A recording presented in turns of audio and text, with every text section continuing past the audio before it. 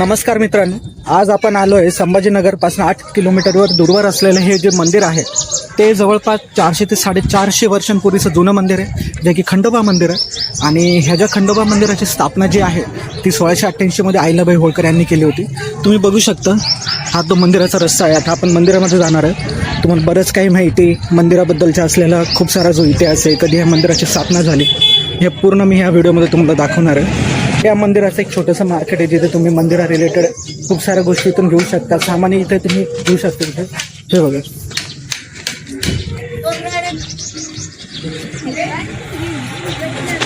तर नमस्कार छत्रपती संभाजीनगर. तर आज आपण आलो आहे संभाजीनगरपासून आज 8 किलोमीटर दूरवर असलेलं हे खंडोबाचं मंदिर. त्या खंडोबाच्या मंदिराबद्दल तुम्हाला माहिती सांगायची झाली तर हे खंडोबाचं मंदिर सुमारे 500 वर्षांपूर्वीचं जुनं मंदिर आहे. आता तुम्हाला पण खूप सारे प्रश्न पडले असतील की हे मंदिराची स्थापना कोणी केली, हे मंदिर इथे केव्हा आलं, या मंदिराच्या मागची माहिती काय आहे, नेमकं याचा उद्देश काय, हे सगळं काही मी तुम्हाला ह्या व्हिडिओमध्ये सांगणार आहे. तर व्हिडिओ पूर्ण बघा, अजिबात स्किप करू नका. आता तुम्हाला खूप सारे प्रश्न पडले असतील की हे मंदिराची स्थापना कोणी केली, याचा उद्देश काय. तर नेमकं म्हणजे हे भगवान शिवचा अवतार असलेले खंडोबाचं मंदिर आहे, जे की खंडोबा देवाला हे मंदिर समर्पित आहे. आणि हे खूप साऱ्या समाजांचं एक कुलदैवत आहे. आणि नेमकं 12 खंडोबा मंदिरांपैकी त्यांचं 8वं स्थान हे संभाजीनगरमधल्या सातारा परिसरामध्ये आहे, जे की संभाजीनगरपासून 8 किलोमीटरवर दूरवर आहे. आता सगळ्यात महत्त्वाचं म्हणजे की ह्या मंदिराची स्थापना कशी झाली.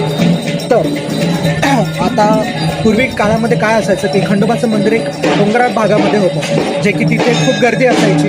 लोकांना खूप दूरदूरवर डोंगर चढून ह्या मंदिराचं दर्शन घ्यावं लागायचं. तर आता तेव्हा काय झालं की त्या काळामध्ये खंडोबा देवाचे एक सगळ्यात मोठा भक्त होता, जो की होता नारायण दक्षित. तर नारायण दक्षित हा गेल्या 40 वर्षांपासून खंडोबा देवाचं सतत नियमितपणे सेवा करायचा, त्याचं दर्शन घ्यायचा.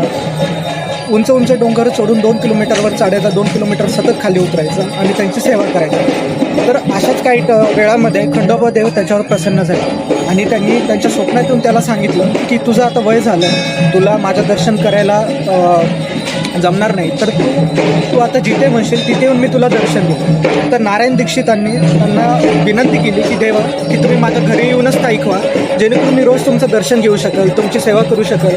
असं बरंच काही त्यांना सांगितलं. तर तेव्हा खंडोबा देव त्याला बोलले की जर मला तुझ्यासोबत तू यायला सांगतोय तर माझी एक अट आहे, मी तुझ्या पाठीमागे येणार, तू जिथे पोहोचशील तिथे येणार, पण तू मला मागे वळून बघायचं की नाही की मी तुझ्यासोबत येतोय की नाही येतोय, तू फक्त पुढे चल, मी तुझ्यासोबत येणार.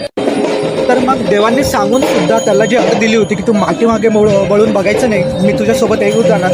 तर तेव्हा नारायणरावांनी एक चूक केली. त्यांनी काय केलं की त्यांच्या मनात उत्सुकता लागली की देव खरंच माझ्या पाठीमागे येतात, त्यांनी बोलायचं म्हणून मला बोलले, म्हणून त्यांनी उत्सुकतेच्या भरामध्ये पाठीमागे वळून बघितलं. आणि जेव्हा त्यांनी पाठीमागे वळून बघितलं, क्षणात त्या खंडोबा देवांनी स्वतःचं रूप मूर्तीमध्ये धारण केलं. आणि ती मूर्ती तेव्हापासून सातारा परिसरामध्ये तिथे ते निवास. आणि मग तेव्हापासून काय झालं की लोकांनी त्यांची स्थापना मंदिरामध्ये करायचं ठरवलं आणि जवळपास लोकांनी ह्या मंदिराचं बांधकाम सुरू केलं, पण काही कारणांमुळे बांधकाम थांबवलं गेलं होतं. मग 1688 मध्ये अहिल्याबाई होळकर यांच्या हाताने या मंदिराची स्थापना झाली, बांधकामसुद्धा पूर्ण झालं. आणि असं मानलं जातं की संभाजीनगरमध्ये आतापर्यंत जेवढे पण युद्ध काही झालेले आहे, शिवाजी महाराजांच्या काळात जेवढे युद्ध झाले, तर तेव्हा शिवाजी महाराज, शहाजी महाराज, लोकमान्य टिळक, बाजीराव पेशवे असे खूप सारे मोठमोठे लोक ह्या मंदिराचं दर्शनसुद्धा त्यांनी घेतलेलं आहे. आणि ह्या मंदिराचं दर्शन करूनच त्यांच्या मनाच्या जे पण काही प्रार्थना आहे त्यांनी इथे व्यक्त करूनच स्वतःच्या लढ्याला सुरुवात केलेली आहे. तर असं काही छोटंसं इतिहास आहे. तुम्हाला अजून बरंच काही माहिती मी चालू व्हिडिओमध्ये देणार, तर व्हिडिओ पूर्ण नक्की बघा.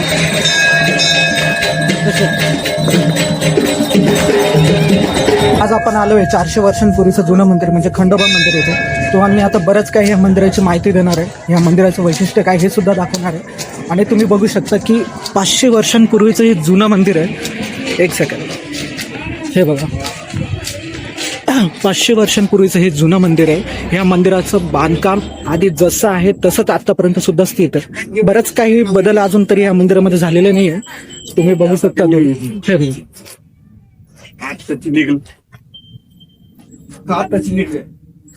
अजून सुद्धा जसं आधीच्या काळात मंदिर होतं तसं अजून सुद्धा हे मंदिर जशाचं तसं आहे. अजून ह्या मंदिराबद्दल आपल्याला अजून किती माहिती घेता येईल आपण त्याचा प्रयत्न करू आणि तुम्हाला दाखवतो. ह्या मंदिराचे वैशिष्ट्य म्हणजे गर्भगृहापर्यंतचा काही भाग दगडी असून त्यावरील कळसापर्यंतचा भाग विटांनी बांधण्यात आलेला आहे. मंदिर जमिनीपासून वरच्या बाजूला असल्यामुळे सुमारे 15 पायऱ्या चढून प्रवेशद्वारापर्यंत जाता येते. प्रवेशद्वाराच्या वरच्या मजल्यावर नगरखाना असून डावीकडे अहिल्याबाई होळकर यांचे तर उजवीकडील भिंतीवर शंकरांचे चित्र आहे. या खंडोबाची अजून एक आख्यायिका आहे. त्रेतायुगात जेव्हा मनी आणि मल्ल असे 2 राक्षस राहत होते.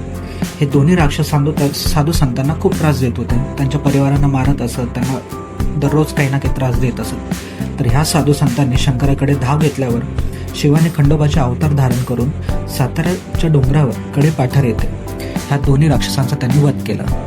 असं मानलं जातं की या छत्रपती शिवाजी महाराज यांनी सुद्धा ह्या मंदिरात बसून औरंगजेबाविरुद्ध गनिमीकावा आखला होता. ह्या मंदिराच्या अंगणात आल्यावर प्राचीन व मोठी दगडी दीपमाळा आपल्याला पाहायला मिळते. चंपाषष्ठी व उत्सवांच्या वेळी शेकडो दिव्याने ते उजळवले जाते. दीपमाळ्यासमोर अखंड दगडात कोरलेला नंदी आहे. मंदिर परिसरात एक चौथरा आहे आणि मंदिराबाहेरील पाराजवळ मुंजा, गणपती, हनुमान, म्हसोबाची सिंदूर चर्चित मूर्ती आहे. असे सांगितले जाते की ह्या मंदिराखाली काही वर्षांपूर्वी एक भुयारही सापडले आहे. असे मानले जाते की ह्या मंदिराचे गर्भगृह खंडोबाच्या इतर सर्व मंदिरातील गर्भगृहांपेक्षा मोठे आहे. आणि हे खंडोबा मंदिर 12 अवतारांपैकी एक 8वा अवतार हे संभाजीनगरमध्ये सातारा परिसरामध्ये आपल्याला पाहायला मिळते.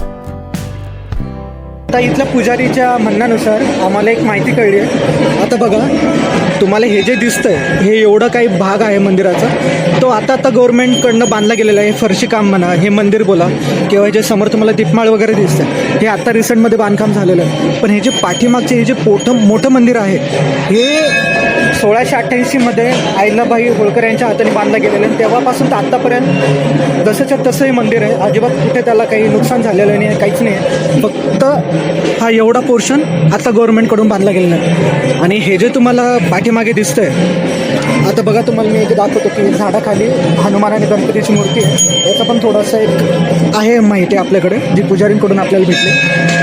आता हे जे बजरंगबली आहे, गणपती आहे, जेवढे पण तुम्हाला इथे मूर्ती दिसत आहेत, आता हे मूर्ती झाडाखाली कसे आले तर आता हे जे मूर्ती वगैरे जेवढे पण होते हे बाहेरच्या रस्त्याला होते एंट्रीच्या वेळेस. पण तिथे काही बांधकाम आलं तेव्हा जे काही पाडापाडी झाली त्यामध्ये हे मंदिर त्यांनी या झाडाखाली ठेवलं, जेणेकरून खंडोबा देवाचं आणि सगळ्या देवांचं एक सोबतच इथे दर्शन घेता येईल. आणि तुम्हाला जर अजून आमच्यासारखी अजून माहिती ह्या मंदिराची घ्यायची असेल तर इथे बघा एक कार्यालय आहे. हे कार्यालयाच्या ठिकाणी खूप सारे माणसं बसलेले असतात. तुम्हाला जर खूप सारी माहिती घ्यायची तुम्ही ह्या कार्यालयामध्ये येऊन या मंदिराबद्दल माहिती तुम्ही जाणून घेऊ शकता. आणि हो, हे मंदिर मी परत एकदा सांगतो की 12 खंडोबा मंदिरांपैकी एक 8वं स्थान आहे, जे की संभाजीनगरमध्ये असलेले खंडोबाचं मंदिर आहे, जे की महादेवाचा अवतार असं मानलं जातं. आणि मेन म्हणजे हे खूप समाजाचं, खूप लोकांचं एक कुलदैवत आहे. कोणाला जर त्यांची अपुरी इच्छा असेल ती पूर्ण नाही होते, पैशांचा प्रॉब्लेम येतो, लग्नाचा प्रॉब्लेम येतो, जे पण काही त्यांना कठीण समस्या येते ते ह्या मंदिरामध्ये येऊ शकतं, त्यांची इच्छा व्यक्त करू शकतं आणि ते 100% त्यांची इच्छा नक्की पूर्ण होते.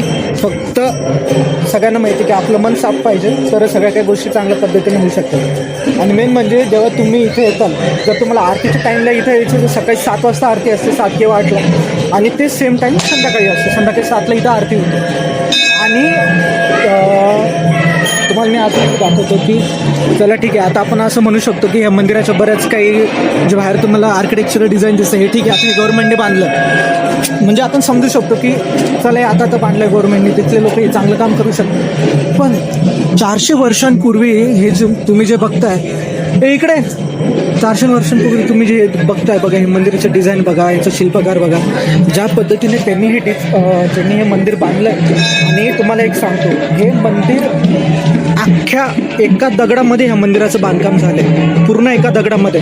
आणि हे वरचं जे आहे हे पूर्ण बीटचुरांच्या बांधकामामध्ये झालेलं आहे, म्हणजे विटांचं बांधकाम आहे सगळ्यात वर. आणि हा जो तुम्हाला मी खालचा पोर्शन दाखवते एवढा, हा पूर्ण एका दगडामध्ये त्यांनी बांधकाम पूर्ण केलेलं आहे. एका दगडामध्ये तर बांधकाम केलंच आहे. आणि 500 वर्ष एखादी इमारत टिकणं किंवा मंदिर टिकणं हे साधी सोपी गोष्ट नाही आहे. 500 वर्षांपूर्वीचं हे जे जुनं मंदिर आहे, किती लोकांनी इथं मेहनत केली असेल, किती लोकांनी डोकं लावून हे मंदिर बांधलं असेल, तुम्ही विचार करू शकता. आणि खूप दूरदूरून लोक ह्या मंदिराचं दर्शन घ्यायला येतात. जसं की तुम्ही आता बघितलं की वैजापूरहून लोक आली होती, काही मुंबईवरनं आली आहे, काही संभाजीनगरचेच आहे. जवळपास नाही म्हटलं तरी 500,000 किलोमीटर दूरवर असलेले लोक ह्या मंदिरामध्ये येतात. त्यांची कुलदैवत आहे. तुम्ही सुद्धा ह्या मंदिरामध्ये या. तुम्हाला इथे आल्यानंतर तुम्हाला जर खंडोबा देवाची पूजा करायची असेल, काही नवस असेल तुमचा, काही तुम्हाला नवस मुक्त व्हायचं असेल किंवा देवापुढे काही इच्छा व्यक्त करायची असेल तर हे बघा, इथे ह्या पद्धतीने पूजा आरती केली जाते. तुम्हाला मी दाखवते ह्या व्हिडिओमध्ये. हे बघा, पूर्ण धार्मिक स्वरूपाने इथं आरती केली जाते.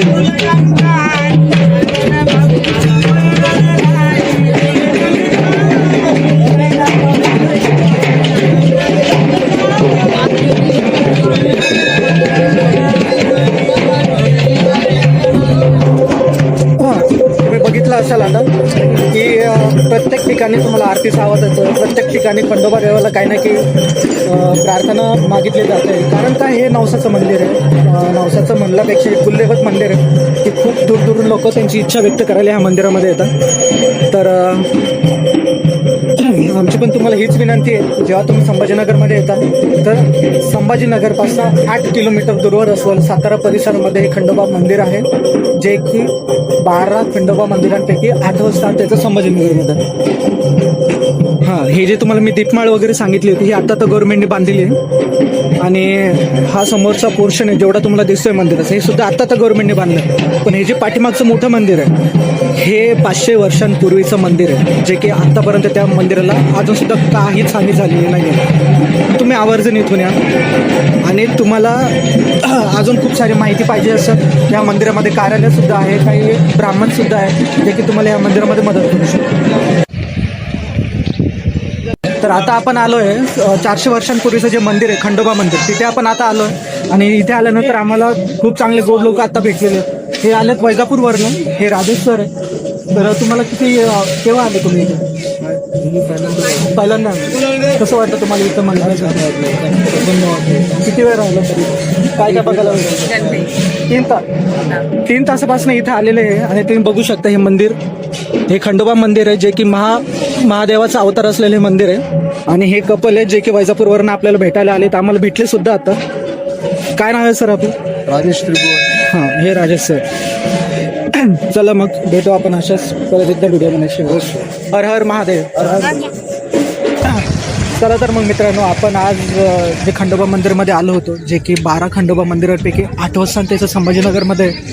तर आता आम्ही तुम्हाला बऱ्याच काही माहितीसुद्धा ह्या मंदिराबद्दल ते तुम्हाला दिलेलं आहे. तर आता पुन्हा एकदा परत नवीन व्हिडिओमध्ये भेटू अशात ऐतिहासिक जागेवर आणि अशात बऱ्याच काही माहितीसोबत. तर चॅनलला लाईक करा, फॉलो करा, सबस्क्राईब. हां, आणि जास्तीत जास्त आपण पुन्हा एक. हो, आणि असंच प्रेम तुमचं कायम आमच्या पाठीशी असू द्या. असा सपोर्ट आमच्या चॅनलवर दाखवत राहा. थँक्यू. हर हर महादेव.